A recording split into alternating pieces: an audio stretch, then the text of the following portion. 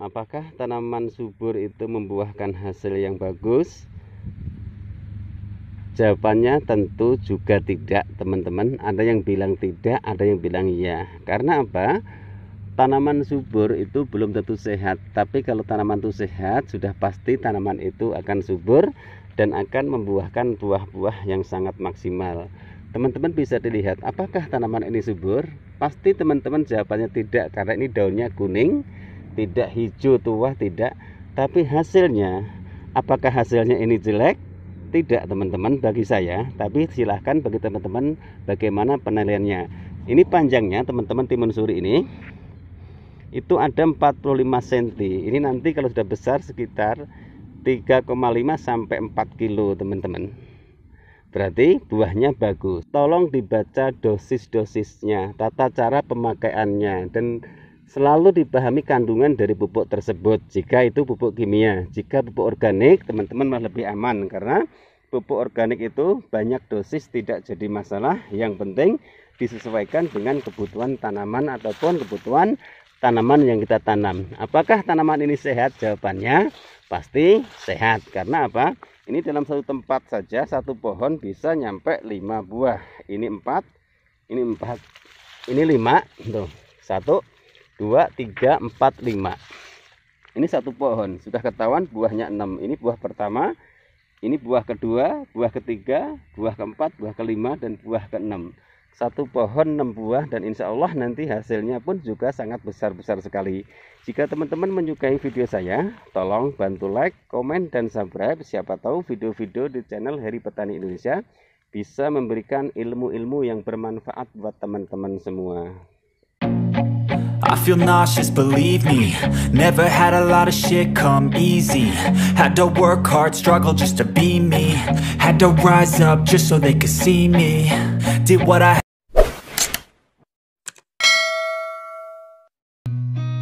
I've seen a lot of change, been through a lot of pain. Some things are not the same as they were a year ago, but all will be okay. I move on each and every day. The past is where it stays, way back a year ago. I've changed for the better this time. I thought I would never be fine. I strive just to say I'm alright, and for the first time in a long time I'm alright. I've seen a lot of change, been through a lot of pain. Some things are not the same as they were a year ago. Assalamualaikum warahmatullahi wabarakatuh. Bismillahirrahmanirrahim. Allahumma sholli ala Sayyidina Muhammad wa ala ali Sayyidina Muhammad. Berjumpa kembali dengan saya Heri Petani Indonesia, teman-teman. Pada kesempatan kali ini, teman-teman, saya sedang mereview tanaman timun suri saya, teman-teman. Ini untuk lahan yang keempat kalinya. Itu teman-teman bisa lihat buah-buahnya dalam satu pohon aja ini udah ngumpul 1, 2, 3, 4, 5 buah. Ini keuntungannya jika kita melakukan pemangkasan tunas air dan tunas kedua, sehingga membuatkan hasil-hasil buah yang maksimal. Tapi ini kemarin agak ada kendala, teman-teman, karena lokasinya pas dekat got pembuangan air. Ini kemarin waktu hujan sempat sampai kerendam air, tapi alhamdulillah tidak mengurangi buah-buahnya. Ini buah-buahnya masih banyak sekali, walaupun kemarin juga mungkin ada calon-calon buahnya yang enggak jadi. Tapi ini teman-teman bisa lihat, ini tanamannya jarang, tapi buah-buahnya ini 1, 2, dan 3. Apalagi yang sebelah sini juga sangat banyak sekali. Yang sering saya bilang, untuk tanaman timun suri sendiri sebenarnya perawatannya sangatlah mudah sekali. Yang pertama, jika teman-teman menggunakan pupuk kimia, teman-teman hanya bisa menggunakan pupuk NPK 1616 dan pupuk KNO3 warna putih, dan juga bisa pupuk yang lain. Yang penting teman-teman tahu tanaman itu lagi masanya masa apa. Jika di masa-masa vegetatif, usahakan tanaman itu kasih pupuk yang mengandung nitrogennya yang tinggi. Dikala tanaman itu memasuki masa-masa generatif, berarti tanaman itu dalam proses pembungaan ataupun dalam proses pembentukan buah-buah. Usahakan menggunakan pupuk yang mengandung kaliumnya tinggi, teman-teman. Bisa KCl juga bisa, KNO3 warna putih juga bisa, dan juga MKP juga bisa, tergantung teman-teman mau menggunakan pupuk yang mana. Itu bisa dilihat buah-buahnya sangat banyak sekali. Makanya di sini saya hadir untuk memberikan tips-tips dan cara bagaimana tata cara berkebun, bagaimana tata cara bercocok tanam yang simple, mudah dan gampang, sehingga teman-teman semua tidak harus repot-repot untuk belajar. Selama ini yang kita lihat begitu sulitnya jika kita ingin bercocok tanam, dan begitu sulitnya kita berkomunikasi dengan channel-channel yang besar, yang mereka semua mungkin saking repotnya dan saking sibuknya, jadi tidak ada waktu untuk membalas pertanyaan ataupun komentar teman-teman semua. Tapi di sini saya akan berusaha masuk. Saya akan berusaha membuatkan suguhan-suguhan yang menarik. Jika teman-teman mau bertanya, insya Allah dalam waktu 1 kali 24 jam akan saya balas. Yang penting pertanyaannya sopan, komentarnya sopan, dan komentarnya itu yang berhubungan dengan pertanian. Kalau yang berhubungan dengan pertanian, teman-teman, saya akan jawab yang sesuai dengan isi konten dan video yang saya upload di channel Heri Petani Indonesia. Itu buah-buahnya.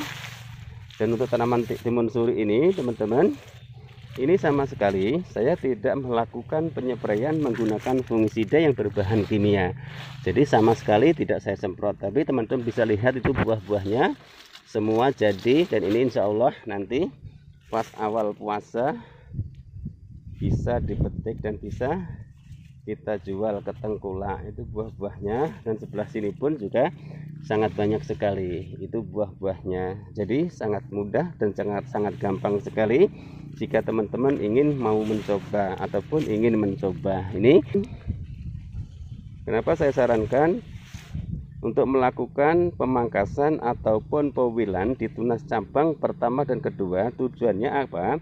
Agar tunas-tunas cabang nanti yang muncul itu akan menjadi calon buah. Ini satu pohon, ini satu tempat, ini buahnya ada 4 teman, 1, 2, 3, 4. Ini satu pohon. Ini satu pohon yang cabang pertama dari ke-5 cabang itu. Terus itu sangat banyak sekali. Jadi kita jangan melihat tanaman subur. Belum tentu tanaman subur itu membuahkan hasil-hasil yang bagus. Logikanya emang iya seperti itu, tanaman subur pasti akan membuahkan hasil-hasil buah yang bagus. Tapi faktanya tidak seperti itu. Belum tentu tanaman yang subur itu buah-buahnya juga bagus, tapi perawatan teknik yang benar secara kita bercocok tanam insya Allah akan membuahkan buah-buah yang bagus. Walaupun tanaman itu tidaklah terlalu subur, karena subur tanaman itu belum tentu sehat pada perakarannya. Yang penting perakaran itu sehat, insya Allah akan membuahkan buah-buah yang maksimal untuk tanaman kita. Contoh misalnya seperti ini. Apakah tanaman ini subur? Teman-teman pasti bisa menjawab, tanaman ini tidak subur. Tapi buahnya bisa dilihat. Ini tangan saya ini 25 cm. Ini panjangnya, nih panjangnya sekitar 35 cm, hampir 40. Ini padahal belum tua, teman-teman. Bayangkan saja. Dan ini walaupun seperti ini buahnya 3 buah ngumpul jadi 1. 4 itu sampai 4.